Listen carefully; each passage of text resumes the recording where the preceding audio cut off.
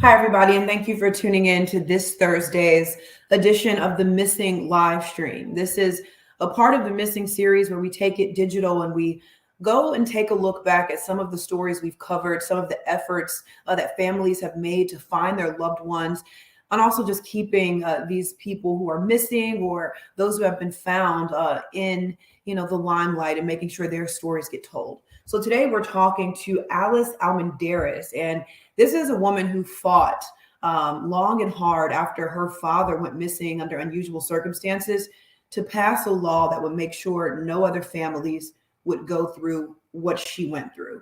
And I do have her on this live stream with us. She's going to come and speak with us about her efforts and what kind of pushed her and motivated her to take these steps. But before we bring her up, I do want to play you guys a little piece of the story that we did so you can better understand exactly what she and her family were going through. Take a look. Say anything to your dad right now, what would you say to him? That this was all for him. And that I just couldn't give up on him. Alice Almendarez was 16 years old when her father, 42-year-old John Joseph Almendarez, vanished. The last time she saw him was during a visitation on Father's Day, 2002. I started to believe that people could just vanish because I knew my father wouldn't walk away from us. Her family would spend the next 12 years desperately searching, not knowing that all along, the Harris County Sheriff's Office pulled his body from the Buffalo Bayou on July 2nd, just over 1 week after he went missing. So I want to go ahead and bring in Alice, and I wanted to stop it right there because I feel like that was a lot to unpack. You searched for your father for 12 years. And I'm going to unmute you. Sorry about that. And he had been found 1 week after he vanished, but your family had no clue. Yes, he was found, and because his body was taken to the county morgue and the city of Houston had his missing persons report, there was no connection made. So it crossed jurisdictional lines, even though it was in the same city, in the same county, the body was with the county and the missing persons report was with the city of Houston. And what was that like for you? I mean, after finding out, and we'll get into the NamUs database and the John and Joseph law in just a few minutes, but when you found out that you had been searching for your father for all of these years, more than a decade, and then learning he was right here the whole time. It was, to be honest, it was just rage. It started a fire inside of me because you don't really understand, how does that happen? How does that happen to a whole entire human? How do you lose them? And I say lost, even though he wasn't lost. He was missing, but he wasn't lost. They had his body. We were looking for him, but I didn't understand how there's no way to describe what you feel because I can't explain it to somebody who hasn't gone through that, but it's just a rage inside you. There's no closure. It's unanswered everything.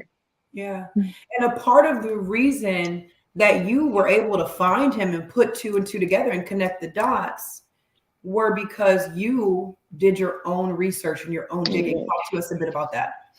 So I watched a movie on Lifetime, and the movie told me that if you had a person that was missing who probably fell off the grid, to go to this website. It was called Outpost for Hope. And I was looking through the website on Outpost for Hope. I mean, what else could you do at this point? Nobody was helping. And it on the website, it had a link and said that if you have anyone who's missing, check out this database. And it was 12 years later, and I ran into NamUs, and I never, not once, had been told about NamUs. No matter how many times I went to the morgue or a police station, I never was told about this magical database. And I went on there and I just saw missing, unidentified, unclaimed. And it was everything you needed in one spot. If your family member is missing, you need to make sure they're on there. If there's a body that law enforcement has found somewhere, it should be on there, because how else are you going to connect these bodies to these missing persons reports, half these people probably have been found and we had no idea. There's no way to know, because if you go No. missing, it's a national database. So if you go missing from Miami, Florida, and your body's found in Houston and your information's in this database, the authorities can put two and two together and notify your family that you've been found. Yes. And that could have been the easy step for my father. However, he was missing since 2002. The database wasn't created until 2007, but his unidentified body report was entered into the database, just not his missing persons report. So there are, it takes everybody to work. And if my dad was found in the same city and the same county had his missing person and unidentified body, imagine what a person who goes missing in, say, Galveston and is found in Dallas. It's not that far apart, but once you cross jurisdictional lines, they don't communicate. They're not going to know, especially if you're an adult male. That makes it way harder. It's hard to connect those dots. Yeah, it's very hard. And your father had been buried in an unmarked grave. Correct. He was years. Yes. And it wasn't too far. The grave that he was in, it took from where we grew up, it was about 15 minutes away. It wasn't too far. So he was right there the entire time. The amount of frustration inside of me can't even be described. And the only thing you could think to do is, how do we stop this from happening to these other families? How can we help them not wait 12 years? And let's talk about that, because you, along with another family who had a similar situation with their loved one, another woman, you guys started advocating for what's called the John and Joseph's Law, which would make it mandatory, because it hadn't been mandatory for law enforcement, hospitals, morgues to insert information into that NamUs database. Tell me about it was another male. It was Joseph Fritz who went missing in Laredo, Texas, and he was actually a Marine who went missing. And his dad advocated for him, tried to get help, and he was buried unidentified because they thought he was an immigrant who he had just happened to take a drive out there. Well, we both had the same passion. We wanted a law. We wanted to make this mandatory for obvious reasons. Everyone needs to be put into the same database. It just it's a puzzle you piece back together. You have to have all the pieces. So we talked to Lacey Hole. David introduced me to Lacey Hole, and his state rep, and that was the first bill she authored, and she promised to push through, and we worked on it, and it is now mandatory for all law enforcement and medical examiners in Texas to enter these missing persons reports and these unidentified body reports into the NamUs database after 30 and 60 days. And I do want to go ahead and just play a little piece of the story where we talked about this John and Joseph's Law. So let's hold on about 1 second. Here we go. After finally getting some closure, Alice started advocating for the John and Joseph's Law, which would mandate Texas officials to input missing person info and DNA into the NamUs database. It was crazy that something like that existed, and then it was even crazier that it wasn't mandatory to use by all law enforcement. In September of 2021, John and Joseph's Law went into effect, making Texas one of 12 states to pass similar legislation. Hearing that 12 states, passing similar legislation, do you think it's enough? Like, do you feel like you did enough? I don't feel like I did enough, because just today I found out that League City, their police department didn't even know what NamUs is, even though this is now a mandatory law in Texas. So here I am brainstorming, like, what can I do? What more can I do to help just my state alone get these people entered into the same database? So knocking on police stations' doors and just trying to get their help. But just 12 states out of 50 is not enough. You can't, if someone is going to kill someone, they're going to try to hide their body.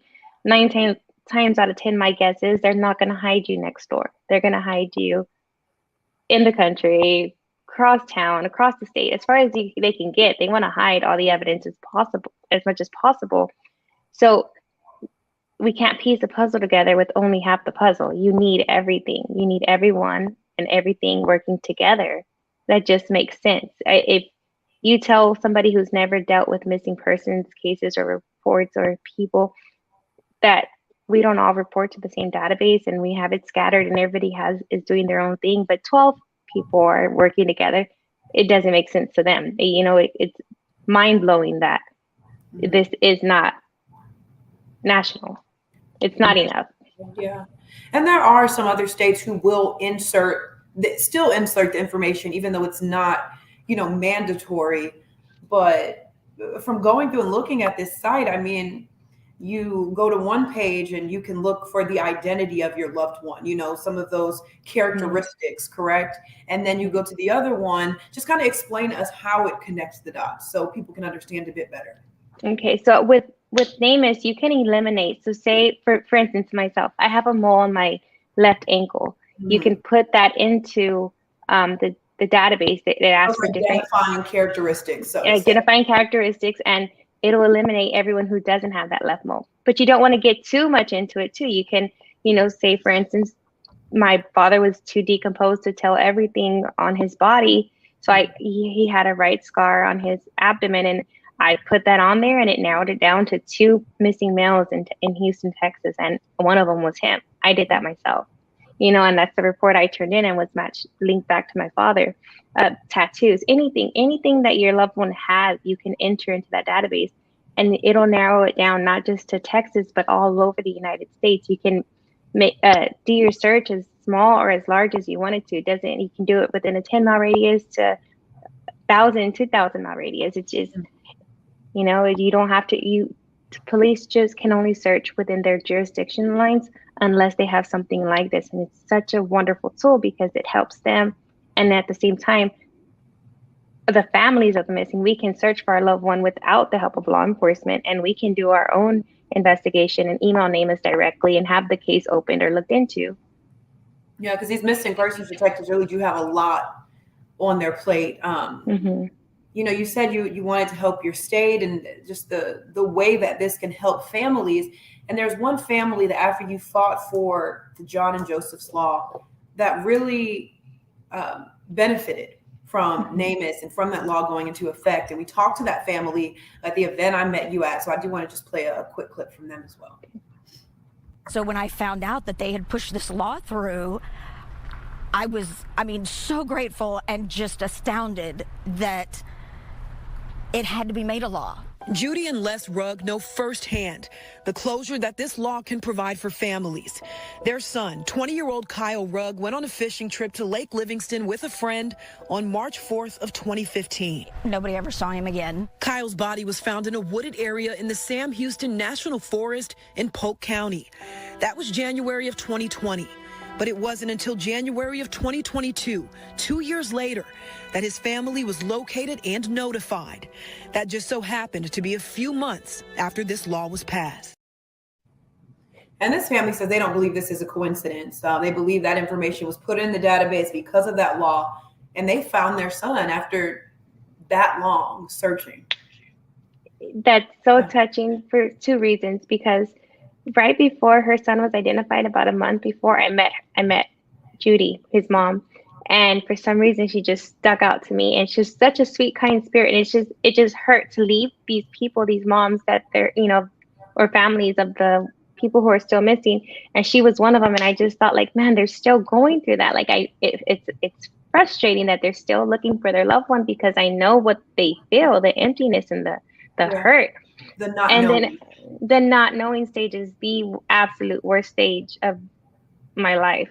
But then there's also a promise that I made, I made to my dad and to everyone, that I just, said if one person, if it can help find one person, then all that work, and my dad didn't die in vain, and all that work was for something, and it helped.